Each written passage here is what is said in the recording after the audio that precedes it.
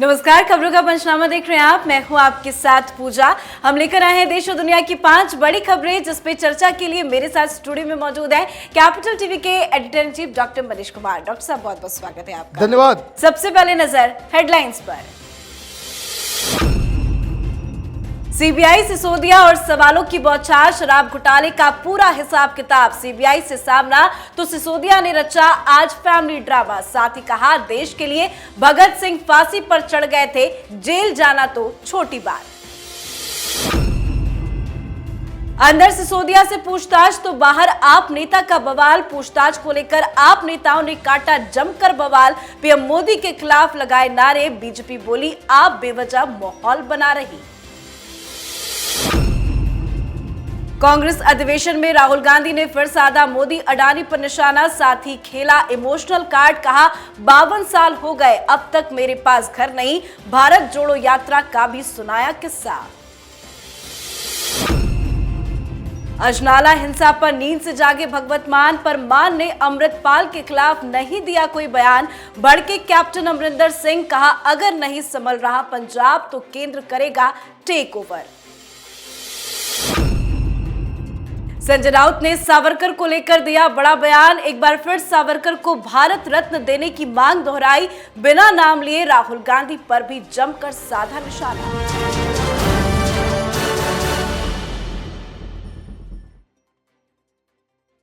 आज खबरों की शुरुआत में सबसे पहले बात आज की बड़ी खबर की। दिल्ली शराब घोटाले में मनीष सिसोदिया का हाल काफी बुरा है। केजरीवाल पर सवाल है तो वहीं आम आदमी पार्टी कर रही बवाल है। आज एक बार फिर मनीष सिसोदिया शराब घोटाले के आरोप में सीबीआई दफ्तर पहुंचे हैं, पर सवाल जवाब शुरू होने से पहले सिसोदिया ने जमकर इमोशनल कार्ड खेला। मां का आशीर्वाद लिया, राजघाट गए, उसके बाद लाव लश्कर के साथ सीबीआई दफ्तर पहुंचे।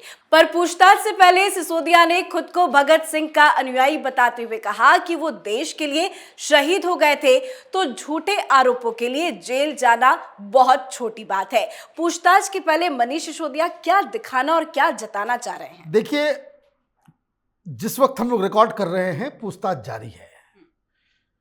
पूछताछ से पहले ये अपने आप को भगत सिंह की औलाद बता रहे थे। ये आम आदमी पार्टी के सब लोगों की बीमारी है, और अंदर पहुंचते ये भीगी बिल्ली बन गया, क्योंकि इनके ऊपर जो आरोप लग रहे हैं और जो सबूत और जो सवाल पूछे जा रहे हैं, इनकी घिघी बन गई है। अभी सब कुछ याद आएगा इसको। क्यों? पहला आरोप जो आज पूछताछ के दौरान किया गया वो ये कि उन्होंने 12 फोनों को नष्ट किया, जिन फोन्स का इस्तेमाल ये घोटाले को अंजाम देने के लिए किया गया। तो एक आरोप तो सीधा सीधा लग रहा है, डिस्ट्रक्शन ऑफ एविडेंस। सीधे जेल होती है, और आप डिप्टी सीएम हैं तो आपको बेल भी नहीं मिलेगी, क्योंकि आप इन्फ्लुएंस करते हैं, इतनी ताकत है आप में। दूसरी चीज, इनके ही सचिव, एक्साइज डिपार्टमेंट के एक सेक्रेटरी जो मनीष सिसोदिया के अंदर काम कर रहा था, सी अरविंद, उसने पूरी पोल पट्टी खोल दी है। सीबीआई के सामने 164 के तहत उसने बयान दिया है कि किस तरीके से बिना किसी नियम कानून का पालन करते हुए ये न्यू एक्साइज पॉलिसी बनाई गई थी। और उसने केजरीवाल का भी नाम लिया, सिसोदिया का भी नाम लिया, और यह भी बताया कि किस तरीके से अरविंद केजरीवाल के घर सिसोदिया ने उसे बुलाया था, और जीएम रिपोर्ट हाथ में थमाकर ये कहा था कि अब जाओ, अब इसी पे कार्यक्रम होगा, सारा कुछ बनेगा। कहने का मतलब ये कि शराब घोटाले में ये बुरी तरीके से फंस चुका है। आज जो पूछताछ चली है, उस दौरान दिनेश अरोरा हो या फिर साउथ का जो लॉबी, जो तमाम लोग गिरफ्तार हुए हैं, उनसे जो बयान लिए गए हैं, उस बयान के आधार पे ही इनसे सवाल जवाब किया गया है। और मोस्ट ऑफ द टाइम इनका जवाब वो आमिर खान की एक फिल्म आई थी भूल जाने की। तो आज इनको न कुछ याद आ रहा है, न कुछ ये हो रहा है। ठीक वही स्ट्रेटजी, जिस स्ट्रेटजी के साथ सत्येंद्र जैन ने कहा था कि भाई साहब मुझे कोरोना हो गया है, मेरी अब यादाश्त जो है वो कमज़ोर हो गई है। तो पता नहीं सिसोदिया को कोरोना हुआ या कोई और बीमारी हो गई, लेकिन वो सवालों का जवाब ठीक से नहीं दे पा रहे, कोऑपरेट नहीं कर रहे। तो जो हश्र सत्येंद्र जैन का हुआ, वही असर इनका भी हुआ।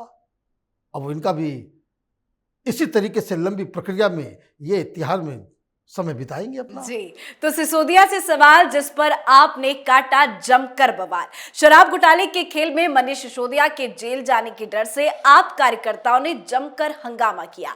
पूछताछ के विरोध में आप कार्यकर्ताओं ने प्रधानमंत्री नरेंद्र मोदी के खिलाफ नारेबाजी की, पीएम के खिलाफ अभद्र भाषा का इस्तेमाल किया। प्रदर्शन कर रहे कुछ कार्यकर्ताओं नेताओं को दिल्ली पुलिस ने हिरासत में भी लिया। सीबीआई मुख्यालय के बाहर धारा 144 उल्लंघन करने वाले नेताओं में संजय सिंह, गोपाल राय जैसे नेता भी शामिल थे। पुलिस ने 50 से ज्यादा लोगों को हिरासत में लिया। पुलिस के समझाने के बावजूद भी मानो आम आदमी पार्टी ने जश्न भ्रष्टाचार मनाया। तो वहीं आपके बवाल पर बीजेपी ने भी जमकर हमला बोला। बीजेपी ने कहा, भ्रष्टाचार को इवेंट मैनेजमेंट में बदलने से अपराध नहीं छिपता। अंदर सिसोदिया से पूछताछ, बाहर इतना बवाल क्यों? मैं तो आश्चर्यचकित हूं उन लोगों की मूर्खता को देखकर। यह पार्टी बनी थी भ्रष्टाचार को खत्म करने के लिए। यह अरविंद केजरीवाल हिंदुस्तान की राजनीति का नटवर लाल साबित हुआ। यह तो यह कहता था कि जो भी भ्रष्टाचारी मंत्री है उसके घर को घेर लो, आंदोलन करो भ्रष्टाचारियों के खिलाफ। आज यह चोर उचक्कों की पार्टी बन गई है। आज वही कार्यकर्ता, वही अन्ना आंदोलन से जुड़े हुए लोग किसको डिफेंड कर रहे हैं? एक भ्रष्टाचारी को। दिल्ली का बच्चा बच्चा जानता है कि शराब में क्या हुआ, लेकिन आप उसको डिफेंड करने के लिए चले गए। आप उसको भगत सिंह बता रहे हो। भगत सिंह के परिवार के लोगों को तो कोर्ट में जाना चाहिए और कहना चाहिए कि इन नामुरादों को भगत सिंह अपनी जुबान पे ही नहीं ला सकते। भगत सिंह किसी चोरी में सलाखों के पीछे नहीं गए। केजरीवाल का एक और भगत सिंह है, 1 साल से जेल के अंदर पड़ा हुआ है। सत्येंद्र जैन जेल के अंदर मसाज पार्लर खोल चुका। पत्नी पहुंच जाती है जेल के अंदर, हॉस्पिटल के अंदर मिलने के लिए। यह भगत सिंह है? तमाशा बना रखा है इसने। बीजेपी प्रेस कॉन्फ्रेंस करके चुप हो जाती है, एक्शन कहां है? ये जो मार पीट, गुंडागर्दी, सब कुछ पंजाब में देखिए क्या आम आदमी पार्टी ने कर दिया। खालिस्तानियों को खुली छूट दे रखी है। तो खैर, आम आदमी पार्टी की नियति यही हो गई है। ऐसा कोई मंत्री बचा नहीं केजरीवाल के कैबिनेट में जिसके ऊपर भ्रष्टाचार के आरोप नहीं लगे हैं। और शर्मनाक स्थिति ये, कल जो लोग भ्रष्टाचार के आंदोलन, भ्रष्टाचारियों के खिलाफ आंदोलन कर रहे थे, वही सर से लेकर पांव तक भ्रष्टाचार में लिप्त हो गए हैं। अगली खबर में बात छत्तीसगढ़ की राजधानी रायपुर में आयोजित कांग्रेस के अधिवेशन की, जिसमें आज राहुल गांधी और प्रियंका गांधी ने अपना भाषण दिया। अपने संबोधन में राहुल गांधी ने भारत जोड़ो यात्रा का जिक्र किया, कई किस्से कहानियां सुनाई। कहा, यात्रा के दौरान मेरा घमंड टूटा। इमोशनल कार्ड खेलते हुए कहा कि 52 साल हो गए, दिल्ली से लेकर इलाहाबाद तक मेरे पास घर नहीं है। एक बार फिर से राहुल गांधी ने अडानी मामले पर पीएम मोदी को घेरने की कोशिश की। उन्होंने दावा किया, गौतम अडानी और प्रधानमंत्री नरेंद्र मोदी एक है। अपने संबोधन में राहुल गांधी ने आगे कहा, नरेंद्र मोदी जी ने बीजेपी के 15-20 लोगों के साथ लाल चौक पर तिरंगा फहराया, पर भारत जोड़ो यात्रा ने कश्मीर के लाखों युवाओं के हाथ से तिरंगा फहराया। तो वहीं प्रियंका गांधी ने कहा कि 2024 के लोकसभा चुनाव से पहले विपक्षी दलों से एकजुट होने की उम्मीदें हैं। रायपुर में अधिवेशन के समापन समारोह में ये क्या बोल गए राहुल गांधी? देखिए, राहुल गांधी कॉमेडियन हैं। क्या बोलते हैं, नहीं बोलते हैं, कोई ये नहीं। फिर से कर दिया उन्होंने काम। उन्होंने सत्याग्रह का मतलब सत्याग्रह बना दिया कि किसी भी कीमत पे सत्ता लेना चाहिए। फिर ठीक है, स्लिप ऑफ टंग हो जाता है, लेकिन ये बात कह देना कि दिल्ली से लेकर इलाहाबाद तक इनको घर नहीं है, तो मे बी वो उनको लग रहा होगा कि दिल्ली और इलाहाबाद के रास्ते में कोई घर नहीं है, गुड़गांव में तो है। ये यूनिटेक के अंदर वहां पे signature tower 2 flat number B007-008, एक कॉमर्शियल, दूसरा रेसिडेंशियल। कॉमर्शियल की कीमत 1,65,00,000 और रेसिडेंशियल की कीमत 6,27,00,000 घर नहीं है। अरे बाबा, आपने अपने इलेक्शन हलफनामे में ईसी को जमा किया है खुद, क्यों झूठ बोलने की आवश्यकता हो रही है? दिक्कत क्या है? अब इनको यह समझाया गया है कि देखिए, हिंदुस्तान के अंदर वो एक तपस्वी, एक त्यागी, जैसे योगी हैं, जैसे मोदी हैं, कि जो एक इमेज बन जाती है लोगों की कि भाई इसके तो आगे पीछे कुछ भी नहीं है। तो आपने भी शादी नहीं की है तो आप भी तो योगी हो सकते हैं, आप भी तो संत की तरह आप प्रवचन दे सकते हैं। इसी चक्कर में नहीं है, ना घर के रहे ना घाट के रहे। वही ठीक है, घर तो है, दीदी के पास कितना है? जीजा जी के पास हजारों एकड़ जमीन है और ये कह रहे हैं भाई घर नहीं है। शिमला में घर किसका है? कानून को तोड़ मरोड़ करके प्रियंका वाड्रा का वहां घर बन रहा है, वो किसका है? तो ये बेकार की बातें। राहुल गांधी सेल्फ गोल करने में बड़े माहिर हैं। इनको लगता है कि जो कांग्रेसी जो चंपू हैं, ये लोग इनकी बातों को सुन के वाह वाह वाह वाह करते हैं। पूरी देश की जनता उसी तरह से बेवकूफ है जो आपके हर असत्य को सत्य मान ले। भाई आपने बता दो भाई कि आपने जो हलफनामा दिया वो गलत है या सही है। तो इस तरह की बचकानी चीजें करके राहुल गांधी अपनी भद्द पिटवाते हैं और जो इमेज बिल्डिंग का जो पूरा जो एक्सरसाइज चल रहा है उसको ये खुद ही डुबा देते हैं। जी, अगली खबर में बात अजनाला हिंसा पर नींद से जागे पंजाब सीएम भगवत मान की। मान ने प्रेस कॉन्फ्रेंस कर हिंसा पर चर्चा की, पर अमृतपाल के खिलाफ एक भी बयान नहीं दिया। हिंसा के मुद्दे को पूरी तरह से भटकाने की कोशिश की। मान ने कहा, मैं पंजाब पुलिस को बधाई दूंगा कि उन्हें भले ही चोट लगी है, लेकिन उन्होंने गुरु ग्रंथ साहिब जी का अपमान होने से बचा लिया। तो वहीं पूर्व सीएम कैप्टन अमरिंदर सिंह ने पंजाब सरकार पर जमकर निशाना साधा। अमरिंदर सिंह ने कहा कि कानून व्यवस्था तो खुद ही सीएम भगवत मान के पास है, वो क्या कर रहे हैं? अगर पंजाब की सुरक्षा व्यवस्था नहीं संभाल पा रहे तो केंद्र सरकार को संभालना पड़ेगा। अमरिंदर सिंह ने सीएम मान के ऊपर आरोप लगाते हुए कहा कि उन्हें इस बात में कोई दिलचस्पी ही नहीं है कि पंजाब में क्या चल रहा है। आखिर भगवत मान अमृतपाल के खिलाफ कोई बयान क्यों नहीं दे रहे? भाई देखिए, इन्हीं के थाली के चट्टे बट्टे हैं, कैसे इनके खिलाफ बोलेंगे? भाषण देने के लिए कह दिया कि जो खालिस्तानी लोगों को जो ये किया जा रहा है, जो हिंसा भड़काने की कोशिश की जा रही है, वो पाकिस्तान से की जा रही है। पंजाब बॉर्डर स्टेट है, राजस्थान भी तो बॉर्डर स्टेट है, ये कह रहे हैं वो। लेकिन राजस्थान में तो ड्रोन से नहीं आता भाई, वहां की सरकार वहां घुसने नहीं देती। आपके यहां पूरा नेटवर्क बना हुआ है। आपने इसके जो वेंडर वाले बनकर के बहरूपिया जो है, इसके खिलाफ बोलने में आपको क्या डर है? क्यों नहीं? तो आपने क्या किया?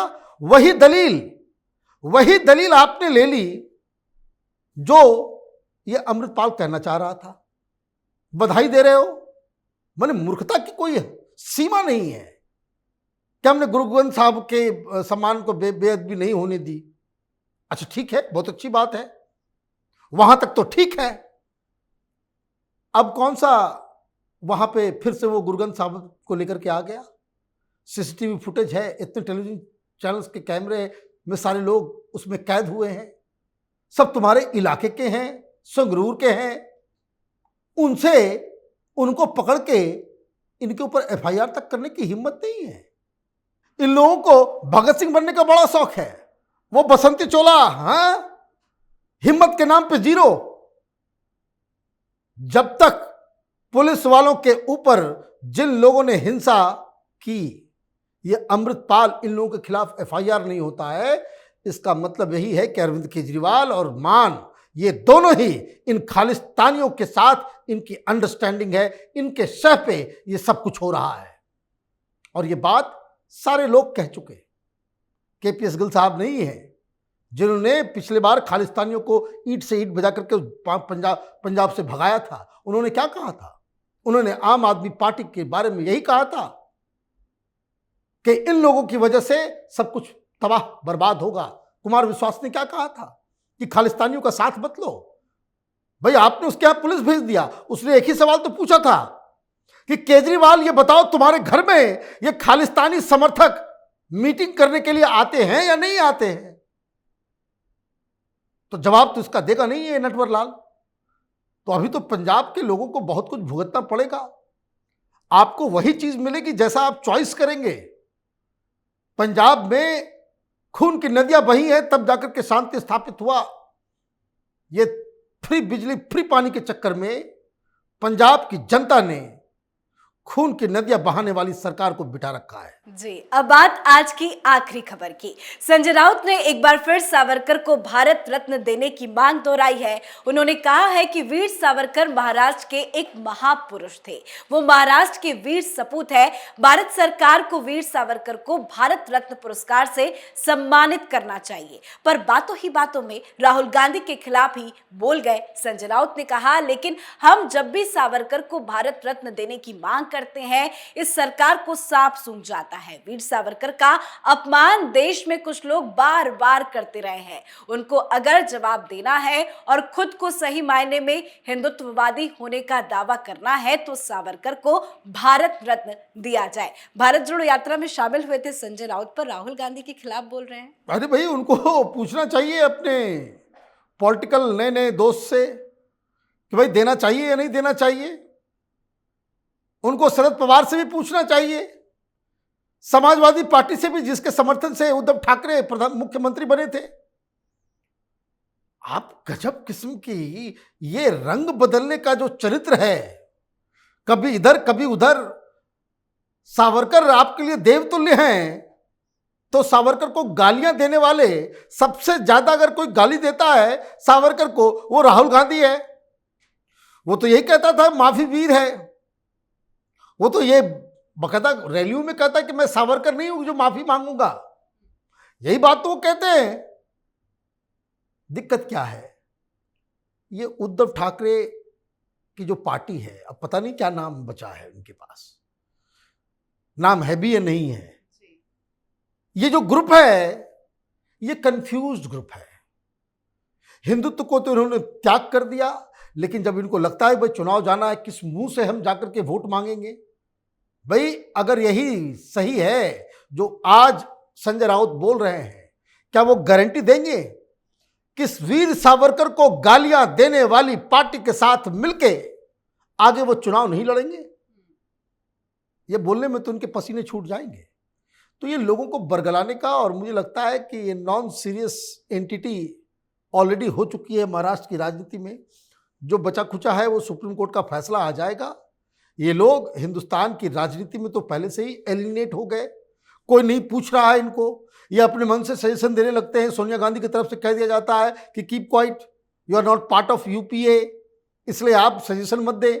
तो ये तो ना घर के रहे हैं ना घाट के रहे हैं, तो बीच बीच में ये बुलबुला जो है वो छोड़ते रहते हैं। बहुत बहुत धन्यवाद बातचीत। धन्यवाद। खबरों का पंचनामा में आज के लिए फिलहाल इतना ही। देश विदेश की बाकी खबरों और उनके सटीक एनालिसिस के लिए देखते रहिए कैपिटल टीवी। हमें लाइक कीजिए, शेयर कीजिए और कैपिटल टीवी को सब्सक्राइब कीजिए। नमस्कार।